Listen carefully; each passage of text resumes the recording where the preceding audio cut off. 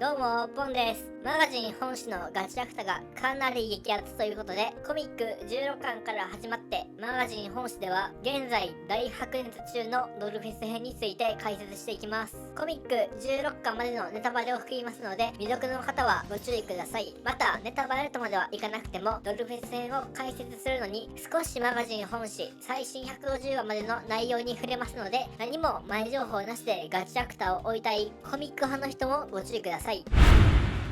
ルドが展開に戻るための手がかりとしてバンディンシリーズを探すことになりました。下界の人間のほとんどが身につけている通信手段のチョーカーを作っているチョーカーメーカーがバンディンシリーズのギバーかもしれないので、チョーカーメーカーの居場所を探すことにします。チョーカーメーカーの居場所を知るために情報屋と取引をして南区で開催されるドールフェスティバルで白いカラスを探せばチョーカーメーカーの居場所を知るものを教えてくれるという情報を手に入れます。チョーカーメーカーに悟られないようにドールフェスティバルに参加するためにオーガストに便乗してルドたちソルジャーがドールフェスティバルに向かうという流れになります。ドールフェスティバルに向かうメンバーはルド、エンジン、ザンカ、ディオ、アモ、フー、オーガスト、エイシアになります。ドルフェス編はソルジャーメンバーの新コスチュームや謎の新キャラの登場、新しい敵キャラの登場、迫力のあるバトルシーン、新しい謎など情報量がてんこ盛りで大盛り上がりの話になります。物語の主要組織になっているソルジャーアラシアとは別でザンカの家族が主なメンバーになっている組織極卒もドルフェス編では動き出します。今までの物語とは少し違い、アラシア半獣ではない新しい敵が登場します。この新しい敵に関しては後に紹介します。チョーカーメーカーとの通信でチョーカーメーカーの人気はバンニーシリーズで確定しました。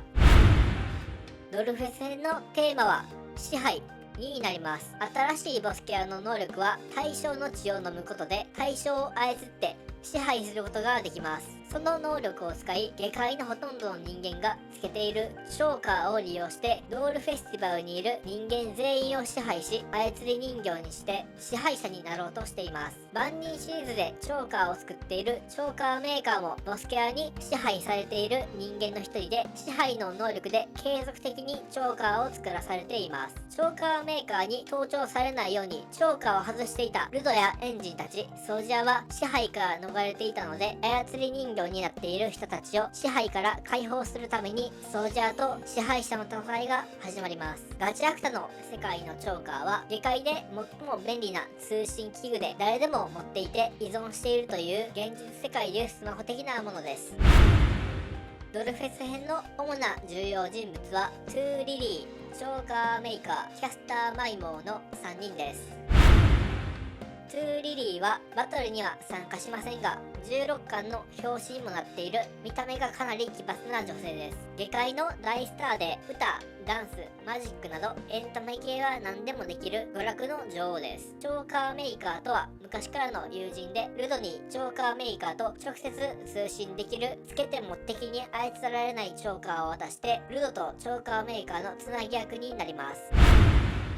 チョーカーメーカーはドルフェス編で出てくる重要人物でバンニーシリーズを持つギバーで名前はガウンテスと言います。下界のほとんどの人間がつけているチョーカーは全てチョーカーメーカーが作ったものでチョーカーから盗聴することもできるので情報や並みにいろんな情報を持っていると思います。チョーカーは適当な縄にチョーカーメーカーの血を染み込ませて制作していて使うときはまず使用者が自分の血を染み込ませる必要があります。自分の血を染み込ませたチョーカーに他の人の血を染み込ませて登録することで登録者と通信することができます。現実世界のスマホの電話番号の代わりに血を使ってる感じです。このチョーカーはバンニーシリーズの力で量産が可能になっています。トゥーリリーがルドに渡したチョーカーは使用者の血を登録しなくても使えるチョーカーメーカーとの連絡専用のチョーカーです。チョーカーメーカーはボスキャラに血を抜かれて操られて継続的にチョーカーを作らされています。ドルフェス編ではルドとコンタクトを取りボスキャラがチョーカーを利用して下界の人間を操って支配者になることを阻止するために動いています。キャスターマイモーはノルフェス編のラスボスで支配者になろうとしている人物です。ノルフェス編の新キャラではなくて、下界で活躍するキャスターとしてところどころですでに登場していたキャラになります。人気はエレンホスというマイクで対象の血を飲むことで対象を操ることができます。チョーカーメーカーもすでに能力で操っています。能力を磨いてチョーカーメーカーの血と混ざった血の持ち主も操ることができるようになったので、マイクの声が届く範囲のチョーカーをつけている人間全員を操って支配することができます。ドルフェス編ではドールフェスティバルに来ている観客全員を操って掃除屋と戦闘を始めます。ここから最新150話の内容に触れますので、何も前情報なしでガチャクターを追いたいコミック派の人はご注意ください。16巻以降では現在の話の進行だけでなく、チョーカーメーカーの過去もわかります。バーニーシリーズをどうやって手に入れたのか、なぜトゥーリリーはチョーカーメーカーとの連絡専用のチョーカーを持っていたのか、マイモーに操られた観客全員が津波のように襲ってきますが、操られてるだけで悪意のない観客を傷つけないためにソージャーがどうやって戦うのか。そういえば過去にルドたちを幻覚で操ったことがある女の子もドールフェスティバルに来ています。チョーカーをつけている人間が操られていますが、エンジン曰く今回のドールフェスティバルには掃除や南支部の双子も来ているらしいですが、この双子はチョーカーをつけているのか、つけてたとしたら掃除屋同士のバトルに発展するのか。ルドの能力はグローブの力でゴミや壊れ物を武器に変えることができます。今までにネイルガン、カニスの遺言が入った箱、網、ドライヤーなど様々なものを武器に変えてきましたが、今回は何を武器に変えるのか。登場したけど未だに目立った動きを見せていない極卒は一体何をしているのか。これらが気になって17巻の発売まで待てない方はマガポケがおすすめです。ガチャクタは毎回ですが、謎の部分が解明されるか、ちょっと伏線が回収されると、それ以上の新しい謎をぶっ込んできます。ドルフェス戦が始まって序盤のセブとエンジンの会話で能力がパワーアップすることが分かりましたが、セブの場合は未来を見ることができる。その代償として視力を失う可能性がある。さらにマイモーは能力を磨いて対象の血を飲まなくてもすでに操っているチョーカーメーカーの血と混ざっているものは操れるようになりました。ということで人気の能力はパワーアップすることが判明したので、今後ルドの武器化は1日3回の回数制限がなくなったり、投げ払ったり叩きつけたりとシンプルな戦い方をしている残火の相棒に新しい能力がついたりするのが期待できます。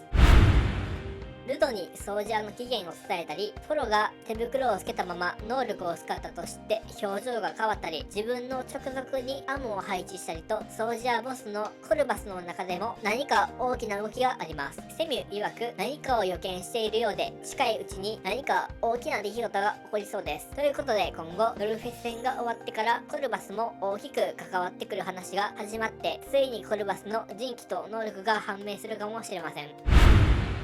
タムジーの暗躍が始まりました。ルドで何かを企んでいて犠牲の支度を始めようと言っているので、タムジーが動き出しました。現状ルドの仲間、友達と言える存在は掃除屋とマジナイアのレムリンです。この中の誰かを犠牲にするということで、タムジーが直接手を下すのか誰かを利用するのかは分かりません。ルドたちがドールフェスティバルに行ってる間、タムジーはボス公認で休暇を取りました。休暇の間犠牲の施策を始めている可能性が高いですが、タムジーなのでもしかしたら変装してドールフェスティバルに行ってる可能性もあります。ということで今後タムジーのやばい一面がまた見れます。